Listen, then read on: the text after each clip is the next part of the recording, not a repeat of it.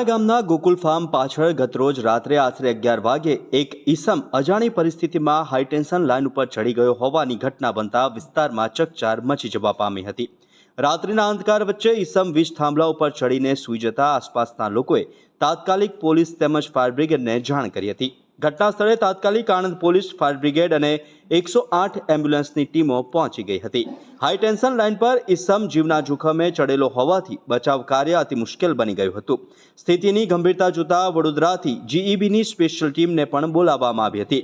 Fire બ્રિગેડના બે બહાદુર જવાનોએ જોખમ સાથે હાઈટેન્શન થાંભલા પર ચડીને ઈસમને નીચે ઉતારવા માટે રેસ્ક્યુ ઓપરેશન શરૂ કર્યું હતું। વીજ પુરવઠો બંધ કરી સાવચેતીપૂર્વક ચાલેલા આ ઓપરેશનમાં પોલીસ, ફાયર બ્રિગેડ તથા જીઈબીની સંયુક્ત ટીમે લગભગ 4 કલાક 30 મિનિટની ભારે જહેમત બાદ ઈસમને સલામત રીતે નીચે ઉતારવામાં સફળતા મેળવી હતી।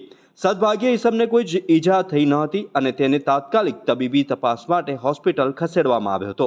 સમગ્ર ઘટનાએ વિસ્તારના રહેવાસીઓમાં ચિંતા અને આશ્ચર્યનું વાતાવરણ સર્જ્યું હતું, પરંતુ ફાયર બ્રિગેડ અને બચાવ દળના સમયસરના પ્રયત્નોથી એક મોટો અકસ્માત ટળ્યો હતો।